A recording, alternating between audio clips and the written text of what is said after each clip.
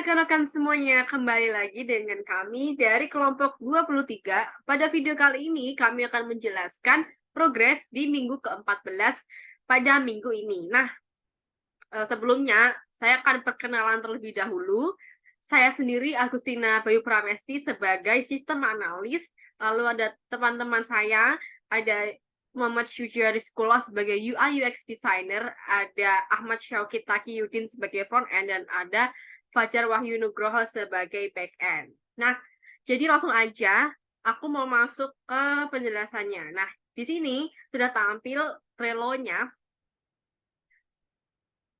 tapi saya izin untuk menjelaskan di spreadsheet ya, karena di spreadsheet ini kan sudah ada progress delivery, jadi lebih enjoy aja gitu, lebih enak aja untuk membacanya ya. Oke, saya izin. Oke, jadi langsung saja saya jelaskan. Untuk minggu ini, kami memiliki plan, yaitu dari segi back end-nya, melakukan feedback tim dan stakeholder, develop profile page, yaitu account detail, FAQ, dan update profile. Lalu dari segi UI UX-nya sendiri, yaitu melakukan revisi jika diperlukan. Lalu pada bagian front end-nya, finishing design dan menunggu feedback. Nah, untuk doing-nya, di sini dari segi back end-nya sendiri nih, yang pertama ada demo aplikasi beta, yang kedua ada ganti referensi nearby database itu menjadi Maps API. Lalu ada rollback progress dari yang 80 jadi 60%. Lalu ada add maps interface. Dan untuk dari front end-nya sendiri, yang pertama ada adjustment desain terbaru pada kode. Dan yang kedua, menyesuaikan layout agar terintegrasi dengan back-end. Lalu dari segi UI UX-nya sendiri, yaitu menyelesaikan menu edit info, edit sheet, dan reset password. Nah, untuk done-nya atau beberapa hal yang sudah kita selesai kerjakan, itu kurang lebih sama seperti di doing. Jadi, seperti ini ya, kurang lebihnya sama, nggak ada yang berubah sama sekali. Mungkin aku skip aja. Lanjut ke to do next week-nya, itu kita merencanakan di bagian back end-nya itu fixing bug dan error. Lalu finishing develop MVP, increase limit API, currently 600 request per hour, lalu build app dan publish ke Drive atau Play Store. Lalu dari segi front end-nya sendiri, yaitu realisasi desain, sudah harus 100% jika tidak ada perubahan lagi. Nah, dari progres yang sudah ada, kita menemukan beberapa kendala, yaitu dari segi back end-nya nih khususnya. Jadi di back end itu, yang pertama ada Maps interface tidak bisa diatur menggunakan marker atau one-click listener. Dan yang kedua, limit API nearby API itu 600 query per hour. Jadi itu bayar sekitar 1.000 per query gitu, which is itu lumayan ya kalau dihitung-hitung. Dan yang terakhir ada security exception, Google Certificates RSLT, not allowed, itu yang menjadi problem atau masalah utamanya. Nah, dari progres itu kita peringkas dalam progress delivery ya. Overall-nya ada 83,75, ya let's say 84 ya. Nanti ini saya akan ganti jadi 84. Nah, lalu untuk SRS-nya 95%, jadi kayak kurang, kan yang buat saya sebagai sistem analis. Nah, itu saya kurang masukin bagian UI UX desainnya yang bagian admin atau apa namanya karyawan kafe. Nah, kurang itu. Itu saja sih yang kurang. Terus dari prototipe UI UX-nya itu udah 100%, udah lengkap semuanya. Lalu dari front end-nya 80% dan dari back end-nya 60% gitu overall. Nah, untuk front end-nya itu 80% ini udah gabungan ya, jadi antara dari segi pelanggan dan segi karyawan kafenya gitu deh. Nah, mungkin itu yang aku bisa jelasin. Next akan dijelaskan sama teman-teman aku lebih detailnya lagi. Dan untuk progresnya, persennya sudah saya jelaskan ya tadi. Nah, jadi mohon disimak penjelasan teman-temanku. Terima kasih semuanya. Oke, sini saya Ahmad Syauqi Taqiyuddin dari kelompok Itinggu, bagian front end. Di sini saya akan menjelaskan progres weekly saya di minggu ke-14 ini, di mana di bagian front end sama seperti minggu kemarin, yaitu melakukan finishing dan menunggu feedback dari tim, baik dari back end ataupun UI/UX. Kemudian saya juga menunggu apakah ada adjustment perubahan desain dari UI/UX. Kemudian di sini saya membuat recycler view untuk di tampilan front end-nya untuk memudahkan menampilkan data agar tidak menginputkan satu persatu, dan juga agar memudahkan menampilkan data dari database yang digunakan. Nanti kita membuat layout seperti ini, kemudian dipanggil. Jadi di sini agar mudah ditampilkan, sehingga tidak pemborosan resource juga. Kemudian saya lakukan hal sama seperti pada beberapa bagian layout.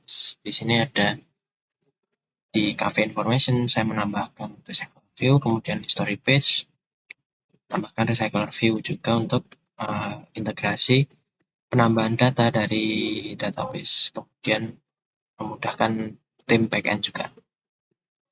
Untuk kendala minggu ini tidak ada, melanjutkan finishing seperti biasa. Mungkin cukup sekian weekly report saya dari tim front end. Sekian, terima kasih. Mohon maaf apabila ada kesalahan kata dan perbuatan. Sekian.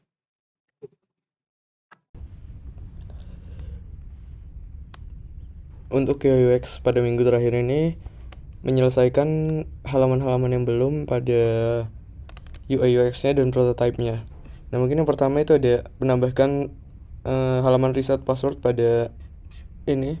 Ini adalah halaman reset passwordnya. Dan jika sebagai employee juga sudah ada halaman reset passwordnya. Nah, jika login, nah di sini sebelumnya kan masih belum ada halaman information dan sheet dan edit information. Nah, di sini sudah ada. Ini adalah coffee tergantung dengan dia terdaftar sebagai cafe apa. Ini untuk add foto, ini untuk addressnya, ini untuk fasilitasnya, dan ini untuk operational hoursnya. Dan yang terakhir ada halaman sheet. Nah, ini juga kita bisa mengubah dari sini kayak available-nya jadi berapa, booked-nya jadi berapa, dan indoor outdoor juga sudah ada. Nah, mungkin untuk saat ini segitu saja karena sudah selesai semua juga untuk prototype-nya. Nah, mungkin kurang lebih mohon maaf. Oke, dilanjutkan dari ke selanjutnya. Berkatu. Di sini saya akan melakukan penjelasan. Di sini saya akan menjelaskan mengenai progres mingguan dari aplikasi Meetinggu. Yang pertama di sini sudah terlihat untuk aplikasinya sudah bisa di demo. Untuk progresnya sendiri mengalami rollback ya karena di bagian cari cafe itu untuk lokasinya itu tidak bisa kita ambil secara akurat dari lokasi. Jadi itu ada konflik pada kode yang belum bisa saya fix, mengakibatkan lokasi dari usernya itu tidak bisa terdeteksi dan user tidak bisa melakukan inputan pada maps yang tersedia. Seharusnya jika pada mapsnya ini kita klik pada bagian tertentu, dia akan muncul sebuah marker yang kemudian akan masuk ke dalam bagian lokasi di sini. Untuk query setnya itu masih belum bisa ya. Jadi apabila setnya dijalankan itu nanti akan menutup maps tadi. Terus selanjutnya itu di bagian aktif book di tengah sini. Ini saya ganti menjadi lokasi user yang sedang berada, lokasi di mana user sedang berada. Terus untuk bagian aktif booknya ini saya disable karena memang MVV-nya bukan bagian situ. Terus untuk bagian nearby dari lokasi user itu masih kosong karena bagian database-nya itu belum saya define. Nah, untuk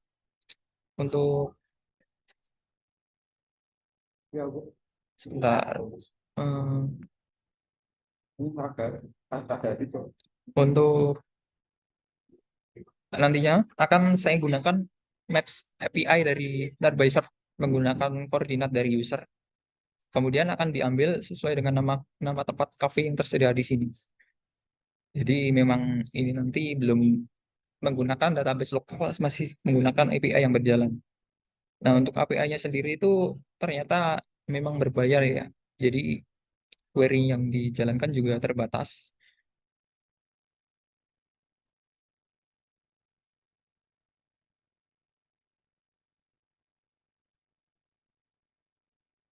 Terus untuk bagian profile, ini untuk profile image ini sedikit delay karena ini menggunakan Firebase secara langsung atau Firestore. Untuk update update profile juga terdelay ya. Di sini user bisa mengupdate nama depan, nama belakang. Untuk nomor HP sendiri saya disable karena ternyata di Firebase itu untuk menambahkan nomor HP ke dalam user itu harus dilakukan verifikasi OTP.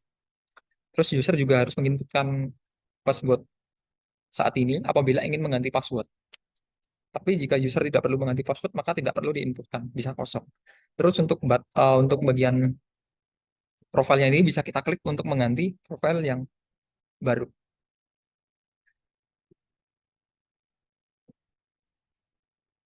Nah, kita update, terus kita balik. Nah, maka profilnya akan ke update dengan secara langsung. Untuk bagian uploadnya ini belum dirubah karena ini hanya tentang aplikasinya saja. Terus untuk bagian faxnya ini saya belum tahu nanti ingin menambahkan apa saja di bagian itu. Terus untuk history ya, karena history bukan MVP, karena ini nanti untuk sementara apa adanya. Mungkin eh, history akan menampilkan suatu hal lain yang belum bisa saya kira. Baiklah, itu mengenai demo aplikasi. Selanjutnya akan saya jelaskan mengenai programnya tadi. Yang pertama, pada bagian apa cafe sekitar itu nanti akan menggunakan Maps API yang diambil menggunakan plus RB. Itu akan mengambil opsi name, kemudian opening hours, open now. Ya, nanti akan diambil berdasarkan sorting yang buka sekarang, seperti itu. Terus untuk lokasinya yang problem tadi itu ada di bagian Cafe Mac ya.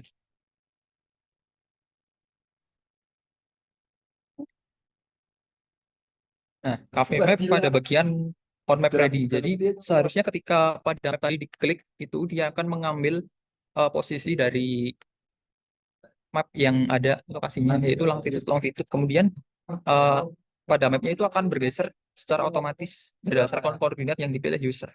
Nggak boleh ya? Dan pada field di Nggak bang, fiturnya apa aja yang nggak boleh tuh? pada field di nah di sini akan terupdate lokasi dari yang diinputkan user tadi. CRUD jadi udah hampir semua.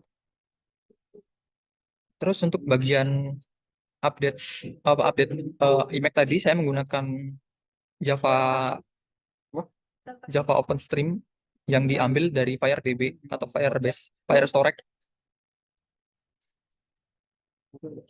Kalau untuk bagian dari delete akun itu saya juga menggunakan Firebase autentikasi secara langsung. Terus ada satu hal lagi di sini saya menggunakan shared preference seperti contohnya begini.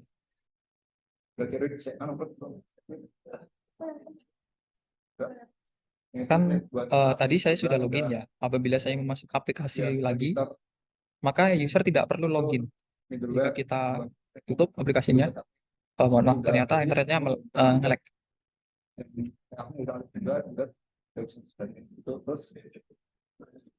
Oh iya, mohon maaf, internetnya nge-lag. Nah, ini pelan-pelan. Aplikasi saya tutup. Kemudian ketika user membuka aplikasi lagi, dia tidak perlu melakukan penginputan username dan password selama dalam jangka waktu 3 jam. Jadi saya menggunakan fungsi shared preference yang saya kasih timeout menggunakan timer background. untuk Ya, membatasi user misal bikin supaya tidak perlu repot login terhadap aplikasi. Jadi bisa membuat user experience lebih lega. Ini set preference-nya saya setting berdasarkan Firebase user yang saya kaitkan menggunakan username, email dan password. Nah, nggak di-share ya? Nggak di-share ya? Di sini ya, pada seksi berapa?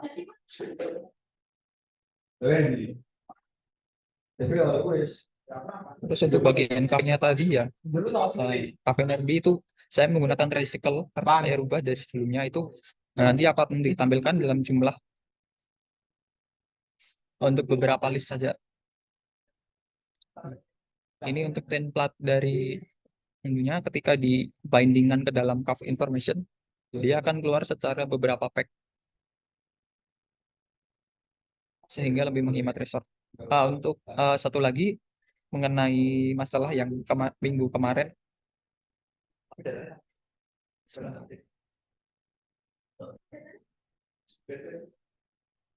Minggu lalu saya menyebutkan beberapa poin pada aplikasi. Yang pertama itu baterai drain ya.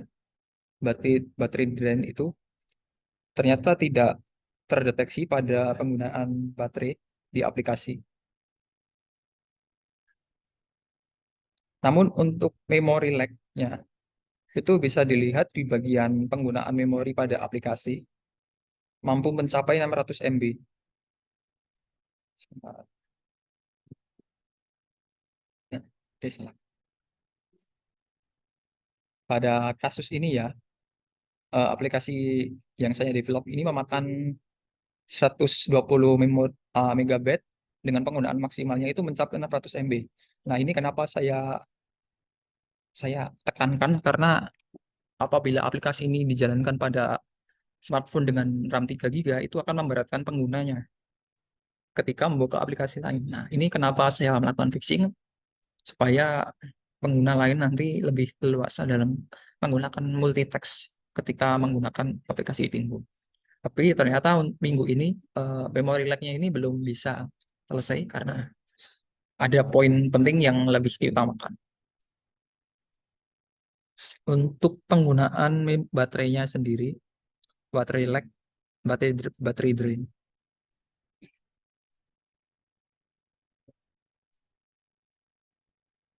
Nah, ya sebenarnya tidak seberapa ya, tapi mengingat kita hanya membuka aplikasi secara dikit dalam waktu dalam persenan 3% untuk beberapa menit saja itu bisa dibilang sangat boros. Jadi itulah kenapa saya juga menekankan selain memory lag, ternyata aplikasi ini juga memberikan efek baterai drainase yang membuat baterai user lebih boros. Nah, itu masih saya lakukan fixing tapi sepertinya tidak berjalan mulus karena masih ada hal-hal lain yang perlu diperbaiki. Baik, sepertinya cukup sekian mengenai progres dan laporan progres dan demo aplikasi Tinggu. Sekian, terima kasih dari saya. Selanjutnya. Nah, jadi itu penjelasan dari kelompok kami, kelompok 23, dengan proyek kami yang bernama Itinggo. Nah, semoga penjelasan ini dapat bermanfaat bagi teman-teman semua yang mendengarkan. Dan apabila ada salah kata atau kurang jelas, kami mohon maaf. Terima kasih semuanya. See you on next test.